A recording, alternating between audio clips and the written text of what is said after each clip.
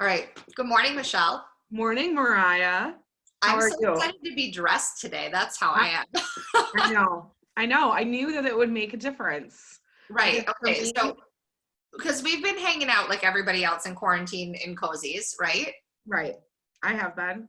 But I know for me, I always feel better. So if I've had a really crummy day, like, or a crummy night, like the next morning, I'm like, okay, fine. I'm just going to get dressed in Right. like something super fabulous. And it really does make a difference. I mean, it is, for me, it's a mindset thing. And I enjoy looking nice and feeling like I've got all the things. I do too, but I feel like I always need like a purpose to get. I mean, like there are days when I like actually get dressed and like I'm on the board for a bank and I totally love them. But like the days that I get to go for board meetings for the bank, I like dress totally differently than if I'm going for like a presentation for my business or like whatever else. And I Mhm. kind of miss those days because we're meeting virtually. Like Right, all my board stuff is virtual. And right. so like, I mean, sometimes I'm getting dressed from the top up, but like I'm wearing like yoga pants on the bottom. Yeah. Sometimes it's just worth it to just dress like you've got someplace to go, even if you've got nowhere to go. Because on those days, when I leave the house, like now today, I probably am not going to leave the house except to take a walk. But on the days, like in different times, when I would leave the house, not having a place to go, but feeling like I was fabulous, you walk around and everyone is like, whoa, dang, that lady. Like I would get compliments on stuff like, oh, I really like your outfit or whatever. And I'm like, because you just put a vibe out there. Right. So do you have a thing? Like for me, it's shoes. I base most Yeah. of my outfit around like I'm gonna wear these shoes and I Oh, feel awesome. And I haven't like I think I told you today, like I'm wearing big girl shoes today, you guys. I have a massive collection of heels. I love them. I mean, I'm only like 5'4" or 5'5", so like I feel like this helped me be a normal big girl. hmm, But that's what makes my day. And I haven't worn heels in well over a month because this is day 37 of quarantine for us. yes. So what's your thing? Is it shoes? Is it jewelry? Is it like a certain piece? It depends. I think for me, a lot of it goes to what's underneath. Like I feel better when I'm in like something fabulous. Oh, I love this idea. I mean, I feel like I've worn the same damn bra every day forever, but like I have really cute ones. Right. I mean, I I saw don't that. know. I start from the bottom and like go out. And I mean, really, like if I've got like the cute stuff on, I feel even like more, I don't know. This might be too much information for our podcast, and if you have to cut it out, I understand. But I flash Bill Myers on a regular basis.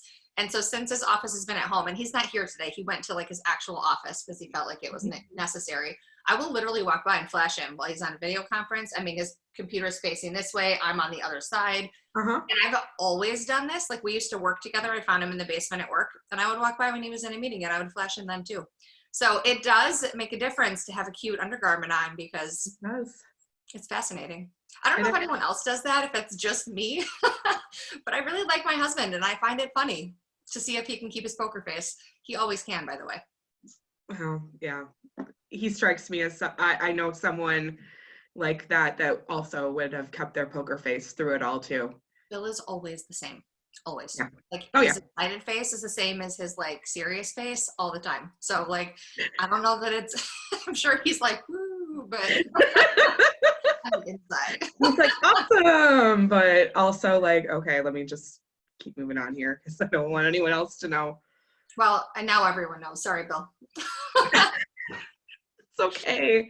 I Right? mean, it is what it is, and part of what makes us doing what we're doing just hilarious, I think.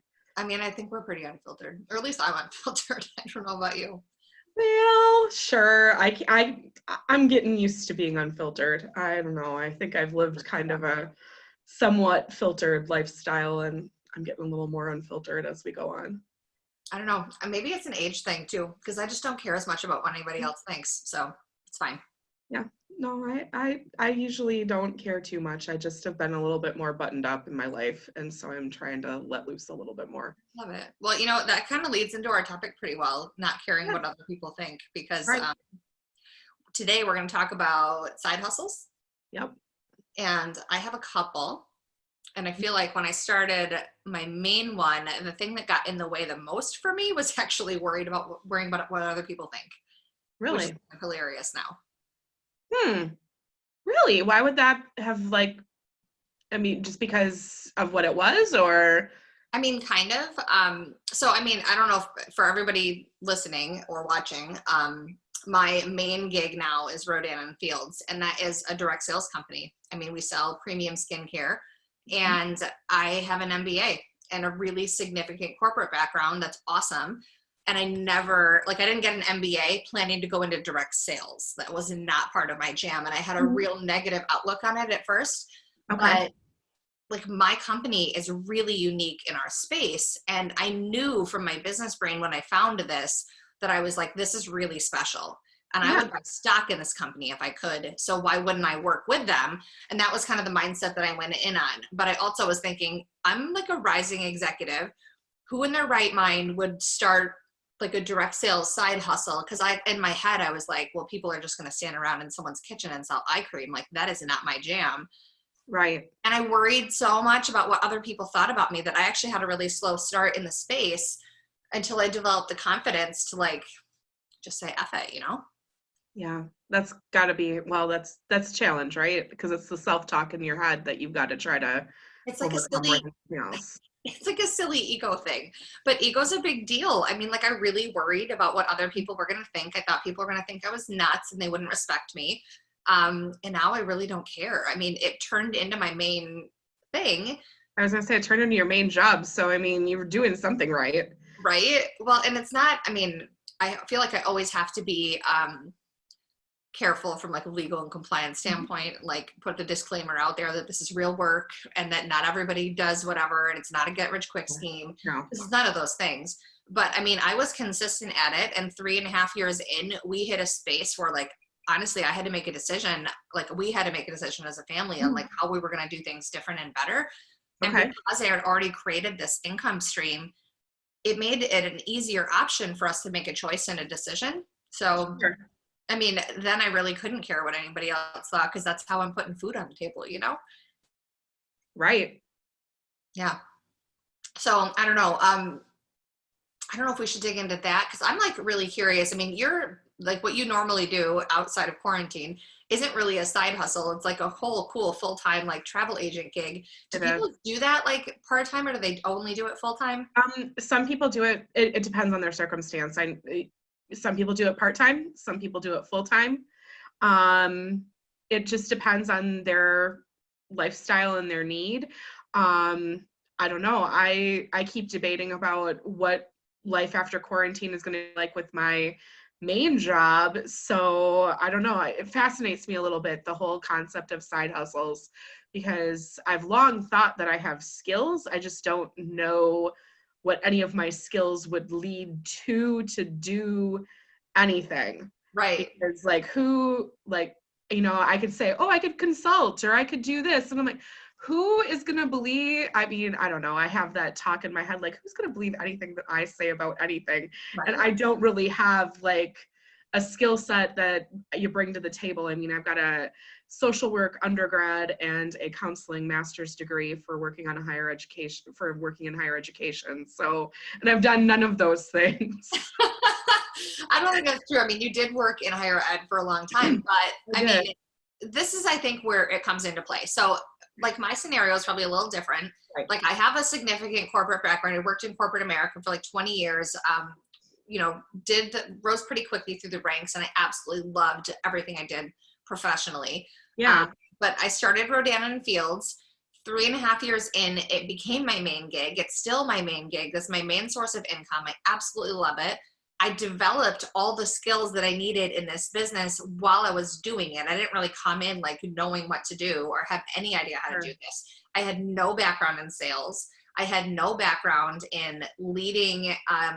Well, that's not true. I mean, I definitely led teams. I've Yeah. always like managed other people, but in my space, it's indirect leadership. It's Oh, like I have no control over anybody in my business. I can only influence them.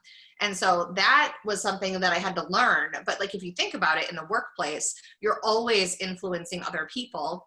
Sure. How effective are you? So I've learned to be really effective in that way. And then my side hustle now, if you will, is consulting. And it took me a little while to be confident in that space, Michelle, but Yeah. I think I started out in a space that like wasn't my jam. So when I first left corporate, Okay. like my RNF business, I work it full time, but like my previous full time gig was like 50 to 60 hours a week. Like that was normal. And Right. that's probably most people in corporate America is normal. Like It is. 40 hours a week is not really a thing. If you really want to be good at your job, you're working like 50 or 60 hours a week. And so Rodan and Fields full time for me is like 15 to 20 hours a week. And honestly, in quarantine, I'm probably working like 10 to 15. Mm-hmm. And it's like in nooks and crannies around the rest of my life. But I still make a full-time income with that. And I went from like being crazy busy 60 hours a week. And when I started, honestly, I was in my MBA program. So it was like another 20 or 30 hours a week of school on top of my work schedule and trying to learn how to do my business. So, I mean, like now I feel like, well, I guess when I first left, I felt like I had all this time. So I was like going to the gym, I was taking care of myself, which is great. But then I felt anxious, like I should be busier because I've always been busy. Right. So I helped a friend. I jumped in with a friend who was starting a consulting business to help her out. But like the work that I was doing was work that like I hadn't really effectively done in like 10 or 15 years. I was supposed to be doing marketing strategy, which I'm very comfortable in and very good at. But I was like building people's email newsletters all of a sudden and helping them get business cards and like, what? That's not my jam. Like, I'm not that good at that. But because it was a startup, you do all the things. All the things, right? It was so uncomfortable. So it was really not my jam. So I had to say goodbye, but I miss business. Like I really love, I love Rodan and Fields, but I can't talk about my cream all damn day. I have to do something else with my brain. And so I started my own consulting company, I think 2 years ago, and I just pick and choose the projects that I'm interested in. Well, that's and so cool. like my side hustle is really just taking my time and talent into specific areas. So now I really only take marketing strategy, or if there's something that somebody needs, I work with a variety of partners who are really good at delivering the detailed stuff that I'm not really great at, but I know who to partner with to help someone get the very best results, best sales, best outcomes. And so I figured out how to do it in a way that's comfortable for me. But it's funny because like my side hustle, like most people I think would say consulting would be your main gig. And then like something like RF would be a side hustle, right? Right. And that's fine. I mean, it is. I mean, or you've taken two quote unquote side hustles and turned them into like the living that you do. Well, here's where I'm at. I mean, like we traveled a lot last year together. We did all kinds of things. Like I don't want to be busy anymore. And so honestly, this quarantine should be like a breeze, right? I should be so excited. I want a little bit more busy than we have. And I don't want to be busy in the way, like I don't want to be homeschooling. No. But I feel like the whole concept of like kind of what I do and all the side hustles. I mean, I have a lot of people on my team who are either getting just a great discount on their product and they're selling to a handful of people. Like maybe they're paying for their own skincare, or they're making like $500 to $1,000 a month, which pays for utilities or groceries, or it's a great travel fund. I mean, a lot of people on my team have taken their kids to Disney on our business and done all kinds of cool things. Or they're like paying, like I paid my MBA loans off 6 years early, 6 or 7. And that was a huge gift because that was a big monthly expense that was like, stressful and kind of hanging over my head. So I used it differently. And a lot of people do the same thing. It's not necessarily, it has to be a full-time job. It absolutely can be something that helps, helps stretch your budget. Yeah. And right now, wouldn't everybody want to like be able to, I mean, think about what your grocery bill looks like now versus like when it probably did before quarantine. Actually, my grocery bill is about the same. Is it? Well, you're one person. Well, I'm one person though, so my grocery expenses shouldn't be like ballooning, but I know a lot of people that are in families that we're no longer like there's no more school lunch, right? And we're not eating out. So I mean, like in theory, it seems like we should be saving money. But like I went to Costco and spent like $500 the other day. I don't even know what happened, but like my kids eat a ton of fruit and vegetables, which is not cheap. They need snacks because they eat snacks all day long, and they don't have snacks at school anymore. So like I just feel like our grocery bill went, and thank goodness that like I've got happy customers like who are reordering so they can still look great in Sure. quarantine and feel good about themselves, because that's how we pay for groceries. Like, that's Right. it. Right. So if someone were to think like, hey, maybe I'm considering a side hustle, Yeah. is now a good time to jump into that space? Um, I definitely think it is, but I can totally understand the hesitation. I mean, think about it. You feel like nobody has money or no one's willing to spend it because we're in like the apocalypse, right? Right. It's honestly the opposite. Like, this channel specifically does very well in troubled economic times. And it's because, and like, here's the deal. The economy's been strong for the last couple of years.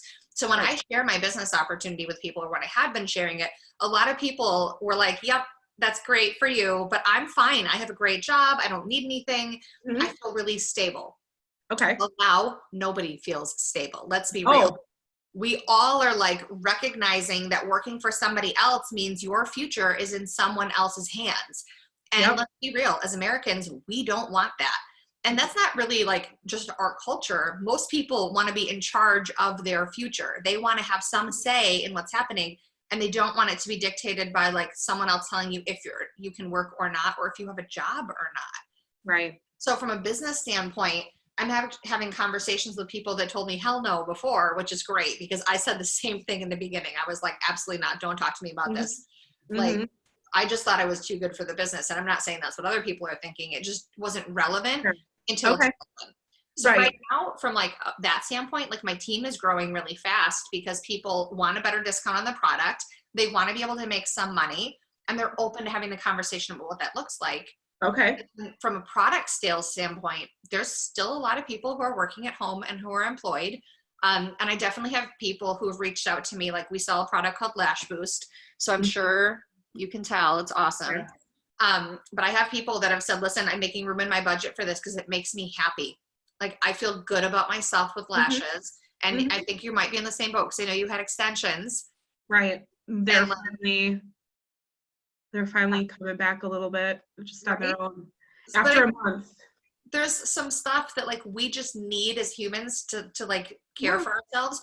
And let's be real, everyone has time. So I have people who are like, okay, I didn't have time to wash my face before, but now I do, and now I'm interested, or now I'm looking in the mirror because I'm home all the time. I'm Right. selling face masks like crazy. We have the most amazing like body cream and other stuff, and everyone's washing their hands like Mhm. crazy. So like, Yep. that's going. Right. Just did a sunless tanner sale, and people are freaking out because we're all pale and white and like sick of looking at Ready for ourselves. sun. Yeah, I know. And no one got on their like spring break to Right. get a little bit of Right. tan, right? Okay, can I just back up for a second? Who Yeah, doesn't yeah. have time to wash their face? I mean, good Lord, I've been washing my face since I was probably old enough to know what washing your face was. Well, so there's some people that have never done it and they don't care. And those are my Okay. favorite people, because then when they try good products, like if they've been washing their face with like whatever soaps in the shower, Yeah. those are my favorite people. They're going to get the best results. But a lot of times it's like moms who have like someone climbing on them all the time, or like Right. someone in their space, and they can't even go to the bathroom by themselves. So when are they going to wash their face by themselves?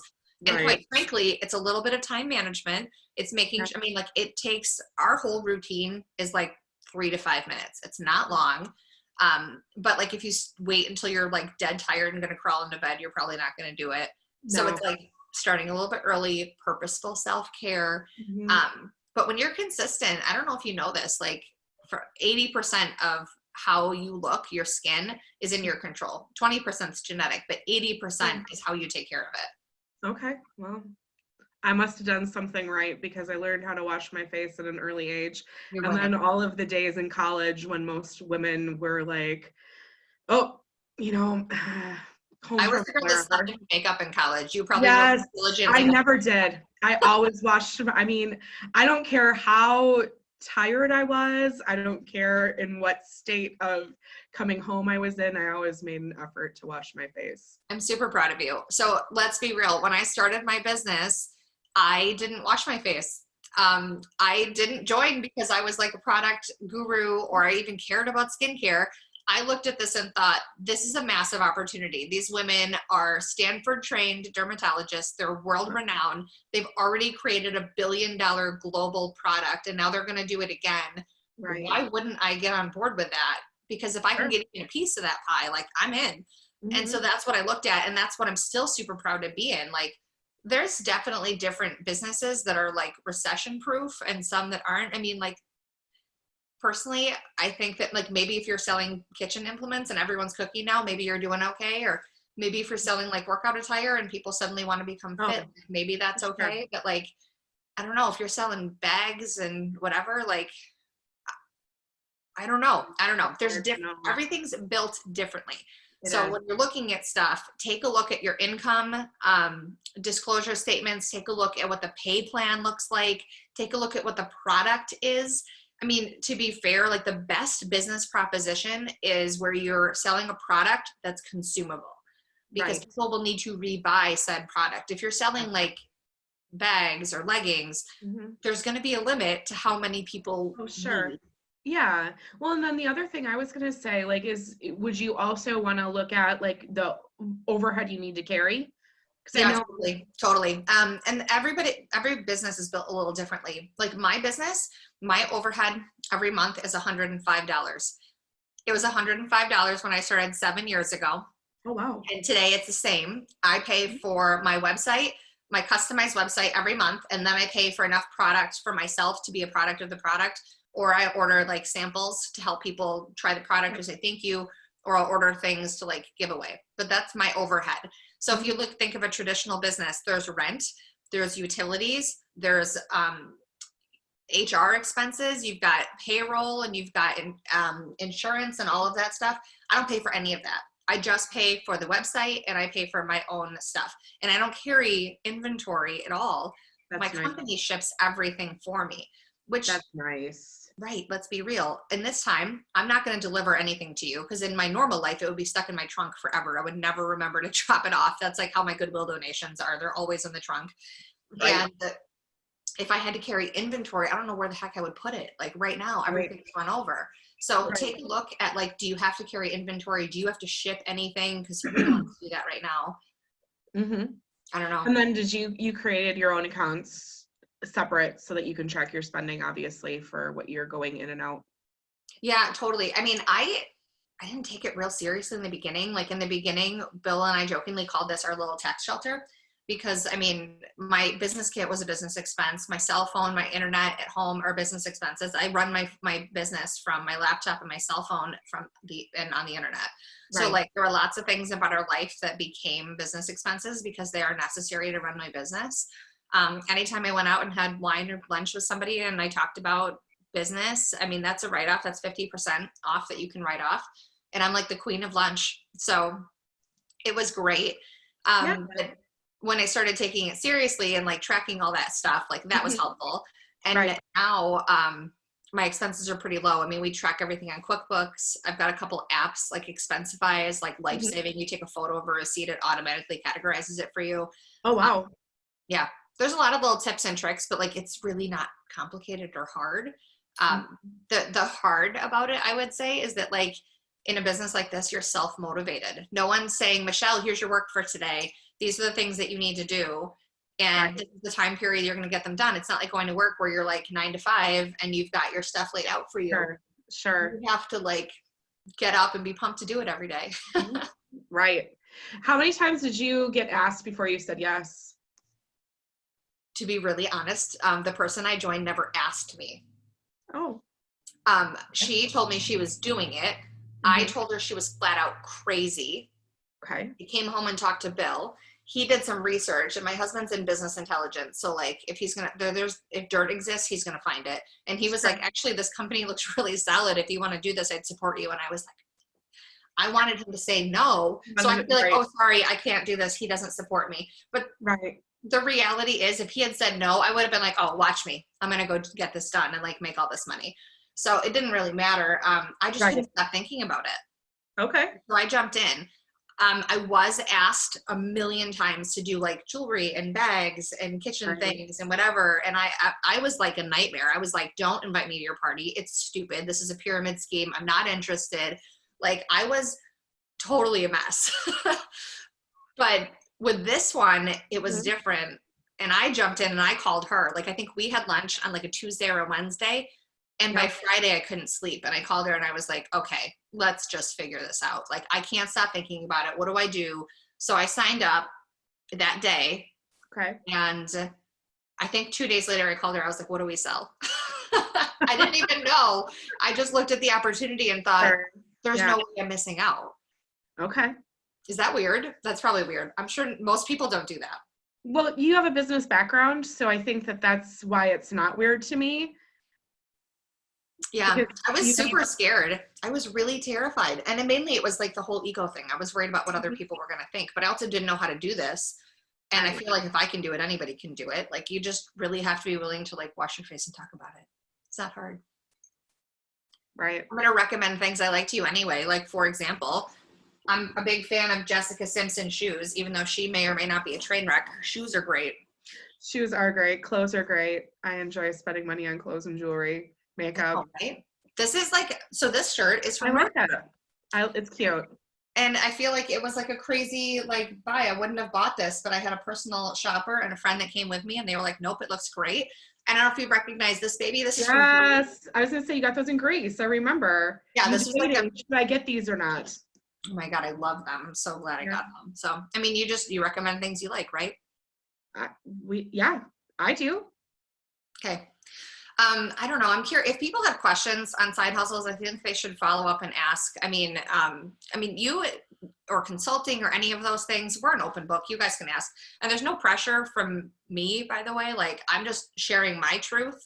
If you're interested in what I do, I'm happy to talk about it. If you are just curious as a fly on the wall, that's fine. And if you want to go start something totally different, good luck. I'm like totally cheering you on.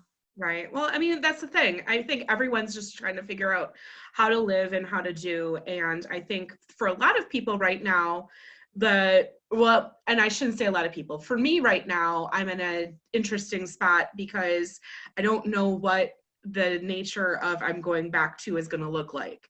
No, I agree about that because I feel like it's going to be a sluggish travel environment. But for a while. Second thought, I mean, we're probably a little bit long today, but like, you have been working, even though you're furloughed, helping people like make the changes they need to their reservation and sitting on hold for hours. So I just can't think of another stronger reason why you should work with a travel agent, because when things don't go right, like, that's when you're the most helpful, I think. Right. Well, we're the most helpful for any of it, really. I mean, being able to get what you need and kind of help you build your itinerary or know the places to stay in locations. I mean, those are all things that we have access to. But then, if something goes wrong, yes, I can call, and you're not sure when will I get my refund? Well, let me call back and find out, and what's the process and how long are we waiting? And the sad thing is that I'm gonna say a blanket statement is that right now, thousands and thousands and thousands of people's trips were impacted in March. And so the accounting departments in most travel companies are very small. And the amount of claims they usually have to file is very small. But now they're just processing like crazy. And everyone went into March 17th making cancellations, thinking that 2 weeks is usually the industry standard. It's now taking 45 to 90 days. So that's 2 to 4 billing cycles for people to see refunds that show up. And I know that that's really hard for a lot of people, even if you don't, even if you planned your own trip. But it's a lot. But to be able to talk through the options with clients is, like, do you want a refund? Do you want a credit? What are your thoughts and needs? I think the other thing is going after this is like, we have access to information that'll be able to help you make a better decision when you want to travel and where you want to travel and how you want to travel in the future. Because for the short term, it might look different than the long term. I'm in this phase right now where I literally, Bill and I keep talking because we've had to cancel 4 trips during this time. We travel a lot. I mean, and we're really sad about all of them. And I like can't wait to get back to going somewhere. And he's like, where do you want to go? And I'm like, I will literally go anywhere. Like, I'll go anywhere right now because I'm ready to go. I But when understand. that happens, like I'm probably calling you and being like, okay, A, who's got good deals? B, like where should I go? Like, cause I mean, now I feel Exactly. like it's wide open. Like some trips I really want to rebook and replan, but like Bill's suddenly in this new phase where he has 19 days of vacation that he planned to take that we can't take, and Right. he still can go. Right. So I don't know. I'm excited for like, I'm kind of planning ahead. And maybe we should do a thing on that about how would you plan travel? Like how Yeah. should you plan travel? Right. Right. I think that'd be a lot of, I mean, there's a lot of great things that you can do, and it's going to be a rolling process. I think that that's the thing. Like we're so used to like fly by the seat of our pants and we just like go and we plan. I think there's going to be a lot more pre-planning and a lot more considerations that people are going to need to go through, especially like domestic travel. I think is going to be completely different than international travel. Right. And I just think international travel, you know, from some of the things I'm reading, might take a little bit longer than people would want before they could maybe comfortably travel internationally. Right. So I'm And we kind of glad that we got our Greece trip in last year. so glad we got our Greece trip in. I was supposed to be going to Italy in November, and Yes, I'm kind we're of devastated. And Ian was just super salty with me. He's like, "Well, why can't I go?" And I'm like, "I'm not saying you can't go. In fact, I think we should totally plan right, this." But right. he wants to go back to Greece and do the same trip we did, and so do I so badly. So I don't know. Like, I hope that you get a lot of calls for that when you can, because that was the most phenomenal experience ever. It really was. Yeah. Yeah, I don't know. I that trip I'll carry with me forever. It was, but I think for me, the beauty in that trip was is that we got to see some things through like the eyes of a friend. Yeah. Somebody who like knows that Knows space it. and it's meaningful to her. That was so cool. It was so And I cool. think every trip that I've taken lately has had elements of that, and I really like. To me, that is the kind of travel I enjoy the most. I totally agree with you. My last trip was to Montana in February, just probably a few weeks before all this happened. And I've never been to Montana and it was never on my list. But I have a bunch of like really wonderful business friends who live there and they were really excited to share their state. I could not believe how beautiful it was. Mhm. And I couldn't get over how much I liked it. Right. And so like but part of it was like they were proud of it, they were excited, they had pumped us up to go, and then when you actually got there, like it really was as awesome as everyone said. Like Montana was not on my list, and let's be real, I live in Wisconsin now. Wisconsin was not on my list, but Well, here and we are. that's an interesting thing. Think about that sometime, and maybe that's an episode for the future. Is if you were going to bring some of those business partners here, where would you take them, and what would you show them? Well, first we go to Basil Cafe because that's necessary. And then I don't know what else you do here. We have to think Right. about that. Like maybe Yeah. being a tourist in your own town might be like a thing we have to talk about. Well, and I bring that up for a couple of reasons that I'll get into when we talk about the topic. But I think that that's something to think about is like how do you show pride in the area that you live, and what are the things that you would show other people? Because I mean, a lot of people have assumptions about just like a side hustle. There's a lot of assumptions that people make, and a lot of them might be wrong. And so the ability to show people different, I think, is at least eye-opening, I right? love that. That's such a sweet like sentiment. And Well, we I should think probably wrap it up. I have no idea how long we've been going, and I know that like keeping these short was our goal, but I appreciate the conversation today. yeah, this was great conversation, and I think we're gonna do it again. We got something fun planned later this week. Hey, I do want to shout out though, like the people that are following us. Thank you, for following us on Facebook. Thank you for following us on YouTube. Keep sharing the love with us, and if you like what you're seeing, share that with other people. I think we're hopeful that this week this podcast actually might get picked up, because it's been 2 weeks since we sent all of our materials in. It takes a little bit of time for that to happen, but in the meantime, like you're like following us on this journey of launching this and doing it in a different way. So thank you for that. And again, if you like what you're seeing, like comment, engage with us. That's really the goal, and that's what we want. Right. And I was asked 2 questions out of this. We'll put it in the show notes too. One, do you have a side hustle or have you ever had one and what was your experience? Because there's good, bad, and indifferent. And I'd love to have the conversation with people.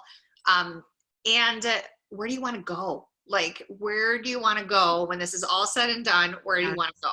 Where do you want to go? For sure. And how are you going to get there? I mean, to me, a side hustle is a great way to fund where you're going to go. But where do you want to go? And how are you looking to pay for things? I think that's a big deal. For sure. All right, I'm going to stop this recording. See ya, peeps.